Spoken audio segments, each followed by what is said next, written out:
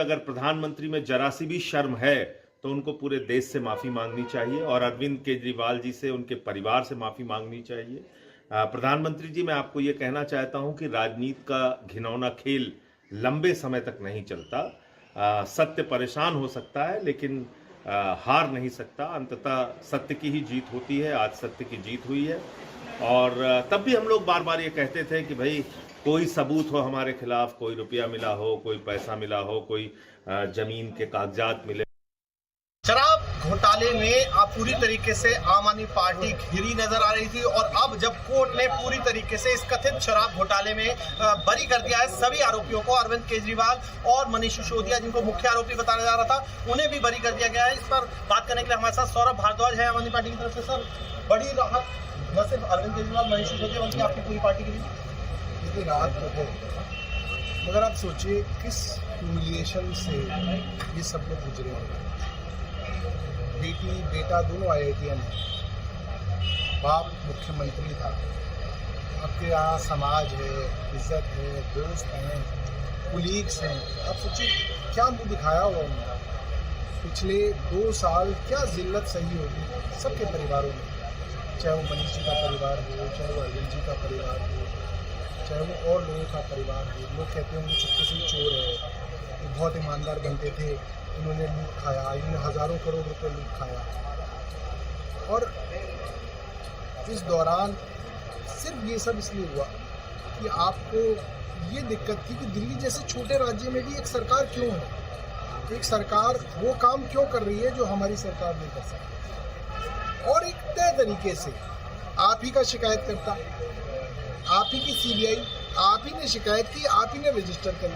मगर आप सोचिए आपके डिप्टी CM को 2 साल जेल में रखा गया, सिटिंग चीफ मिनिस्टर को 6 महीने जेल में रखा गया, डायबिटीज आदमी की दवाई बंद कर दी गई, उसका वेट गिराया गया, उसकी पूरी गिनते थे LG साहब कि 2 पूरी खा ली अरविंद केजरीवाल ने। अरे LG साहब, आप क्या गोबर खाते हो, हम देखते हैं आपको क्या खाते हो आप घर में, आप पूरी गिन रहे हो। ये LG का काम है कि अरविंद केजरीवाल ने अष्टमी के दिन नवरात्रों में पूरी खा ली।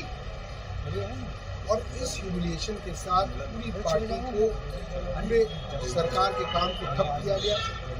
अफसरों द्वारा फंड रोके गए, सीवर रोके गए, अस्पतालों में दवाइयाँ रोकी गई, उनके घर के चिराग चले गए, सिर्फ इसलिए कि एक सरकार हटा के भारतीय जनता पार्टी की सरकार लानी थी। क्या कर रहे हो आप भारतीय जनता पार्टी की सरकार होने के बाद? क्या देखिए, ये तो अब देश के लिए है, देश की जनता को इस पर सोचना पड़ेगा कि एक केंद्र सरकार आज इतनी ताकतवर हो गई कि CBI, ED, PMLA बिना सबूतों के सालों तक जांच चलाई जा रही है।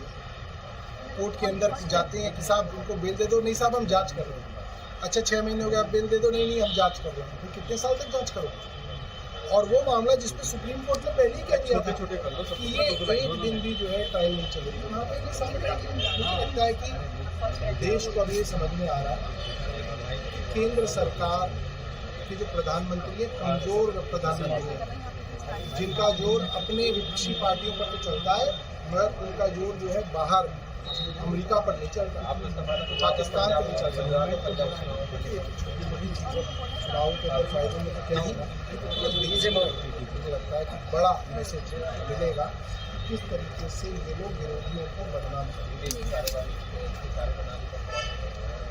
ठीक है, केंद्र सरकार की पूरी कार्रवाई किस तरीके से ये इलेक्शन कमीशन का दुरुपयोग, ED का दुरुपयोग कर रहे हैं, CBI अभी बाद में करेंगे, रुक जाओ।